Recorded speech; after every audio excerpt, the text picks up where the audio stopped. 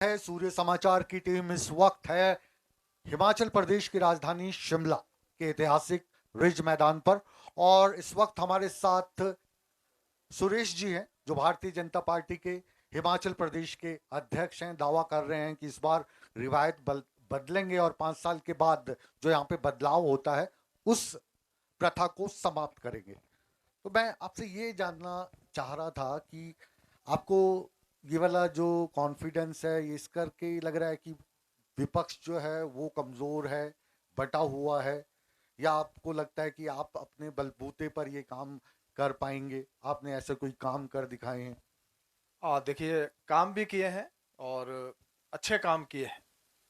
5 सालों में जिस प्रकार से हमारी सरकार का काम हुआ है, दोनों सरकारों ने, जिसमें माननीय मोदी जी के नेतृत्व में और माननीय जयराम ठाकुर जी के नेतृत्व में देश और प्रदेश में काम हुआ है, उसके बलबूते पर हम कह सकते हैं कि आज हर वर्ग जो है भारतीय जनता पार्टी के साथ है, भारतीय जनता पार्टी से खुश है। और हम इस बात को आजकल चुनाव के मध्य देख भी रहे हैं, जिस प्रकार से जन सैलाब उमड़ रहा है, जिस प्रकार से रैलियों में लोग आ रहे हैं। इस बात से साबित हो जाता है कि प्रदेश की जनता आज भारतीय जनता पार्टी के साथ खड़ी है।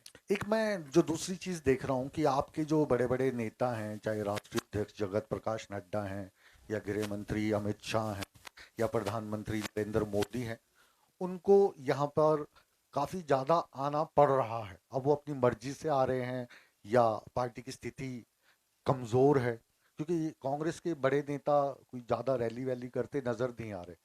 किस तरीके से देखते हैं आप इस चीज आज को? कांग्रेस की स्थिति देश और प्रदेश में क्या है आपके सामने है। अभी 4 राज्यों में क्या हुआ। उत्तर प्रदेश में हम देखें, 7 लगता राज्य है, वहाँ जमानतें जब्त हो गई। इसी प्रकार से उत्तराखंड में भी इनकी जो स्थिति रही है, तो कांग्रेस तो लगभग लुप्त हो चुकी है। इनके जो बड़े नेता आज कांग्रेस पार्टी को छोड़ चुके हैं। आज कांग्रेस पार्टी के पास नेताओं का अभाव है। और दूसरी ओर हम देखें कि इनके राहुल गांधी जी आजकल भारत जोड़ो यात्रा पे निकले हैं, दूसरी ओर इनके दूसरे नेता कांग्रेस छोड़ो यात्रा पे निकले हैं।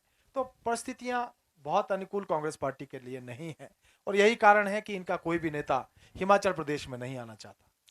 अब जो भारत जोड़ो यात्रा वो कर रहे हैं, तो भारतीय जनता पार्टी इसको सीरियसली क्यों नहीं लेती? राहुल गांधी जो कहते हैं बहुत सारी बातें बाद में ठीक भी साबित हो जाती हैं, लेकिन आप तो ये कहते हैं कि हम उनको सीरियसली नहीं लेते। नए नए आप शगुफे छोड़ देते हैं, कभी आप उसको पप्पू बता देते हैं, कभी कुछ बता देते हैं, तो उनकी छवि खराब करने में आप ज्यादा काम करते हैं अपनी छवि को सुधारने की बनस्पत। नहीं, मैं ऐसा नहीं समझता। उनका अपना ही कुछ ऐसा अंदाज रहता है, जब वो कुछ ना कुछ ऐसा कर देते हैं कि जिससे वो हास्य के पात्र बन जाते हैं। लेकिन हमारा हमारा सदा ये प्रयास रहता है कि किस प्रकार से हमारा देश आगे बढ़ सके। हमारा नेतृत्व तो उसके लिए काम करते हुए, और इस बात को हमने देखा भी है कि आज 2014 के बाद किस प्रकार से हमारा देश आगे बढ़ा है। हम दुनिया की 5वीं सबसे बड़ी अर्थव्यवस्था बने हैं। हम तेज गति से आगे बढ़ रहे हैं। कहाँ 2014 से पहले हम 11वें स्थान के ऊपर थे, 5वें स्थान के ऊपर पहुंच चुके हैं। और इंग्लैंड जैसा देश, जिसने हमारे देश के ऊपर राज किया, आज उनसे भी आगे निकल चुके हैं। अब और मुझे तो हम लग रहा था आप इसका श्रेय भी ले लेंगे कि जो वहां पे प्रधानमंत्री बने हैं वो भी भारतीय जनता नहीं, पार्टी मैं नहीं बनवा मैं दिए होंगे। मैं मैं ऐसा नहीं कहता। हाँ। लेकिन हमने जो किया है उसकी बात मैं कर रहा हूँ।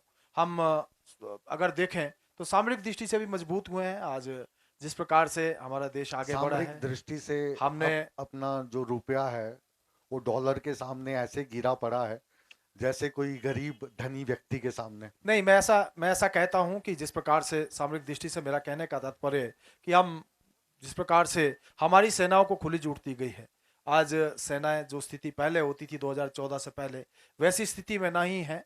आज जिस प्रकार से हमारे जो, हम कह सकते हैं, युद्ध सामग्री है, हम विदेशों से आयात करते थे, आज मेक इन इंडिया में उसका निर्माण कर रहे हैं। हम विदेशों को जो है उसका निर्यात कर रहे हैं। और सेनाओं को जो खुली छूट दी गई है, सर्जिकल स्ट्राइक हुआ, एयर स्ट्राइक हुआ, देश के लोगों में एक, हमारा जो देश के लोगों के अंदर एक भावना कि हमारे देश जो है सुरक्षित है। हमारी सेनाओं ने जिस प्रकार से सर्जिकल स्ट्राइक की, एयर स्ट्राइक की, उसका नतीजा ये रहा कि सेना के अंदर भी उनके मनोबल में वृद्धि हुई।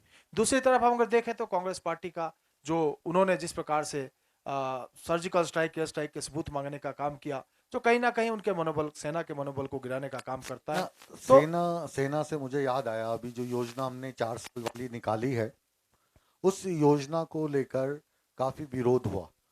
और हिमाचल की जब हम बात करते हैं तो यहाँ पे सेना के प्रति युवाओं में बहुत ज्यादा क्रेज है। हर एक घर से कम एक फौजी है। तो जो युवा लोग सेना में पूरी जिंदगी बिताने का सपना देखते थे, उनको कहीं ना कहीं धक्का लगा है। देखिए, मैं समझता हूं, क्योंकि मैं भी एक पूर्व सैनिक हूं, मैं भी एयरफोर्स में रहा हूं, 16.5 वर्ष मैंने भी देश की सेवा की है।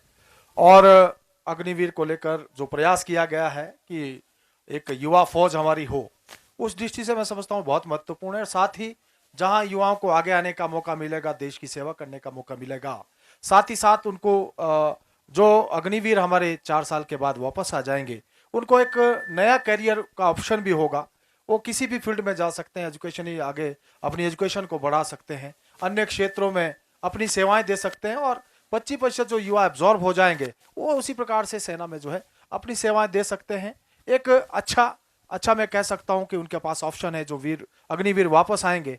और जिस प्रकार से हमारी केंद्र सरकार और प्रदेश सरकार ने इन अग्निवीरों को आकर जो है फिर से पुनर्वास के लिए और दोबारा से रिजर्वेशन नौकरियों में देने की बात कही है, तो मैं समझता हूं कहीं पर भी किसी प्रकार की चिंता की बात नहीं है। यह बात सत्य है कि हिमाचल प्रदेश जहां देवभूमि है, इसके साथ साथ वीर भूमि भी है।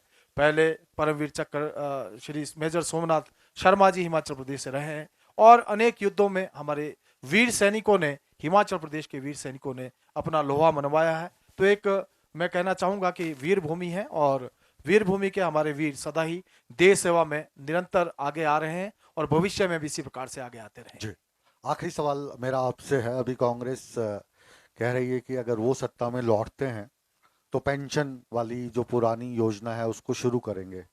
सैनिकों के बाद जो दूसरा बड़ा वर्ग हिमाचल प्रदेश में है वो कर्मचारियों का है। क्या कहेंगे इस पे? देखिए, मैं कहना चाहूंगा कि सबसे पहले तो मैं कांग्रेस पार्टी से ये बात पूछना चाहूंगा कि जो ओल्ड पेंशन स्कीम थी, उसको बंद किसने किया? उस समय किसकी सरकार थी? क्यों उन्होंने उस समय इसको जारी नहीं रखा? दूसरी बात, 2 बार उनकी सरकार बनी, उन्होंने इस मुद्दे पर कभी नहीं सोचा।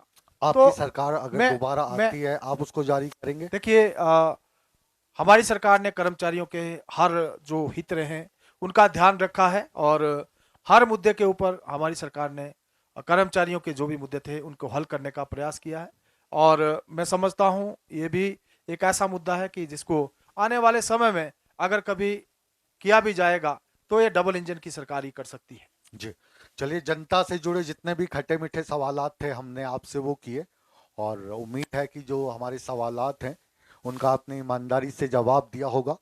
तो इस खास शो को अब हम यहीं पर विराम देते हैं। आप हमारे साथ जुड़े बिग न्यूज़ बिग शो में, आपने अपने विचार हमारे साथ साझा किए।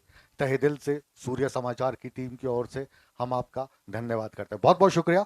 तो बिग शो बिग न्यूज़ धन्यवाद। को अब यहीं पर हम विराम देते हैं, लेकिन आप कहीं मत जाइए, बने रहिए, क्योंकि सूर्य समाचार पर हमेशा की तरह खबरों का सिलसिला लगातार जारी है। बने रहें हमारे साथ।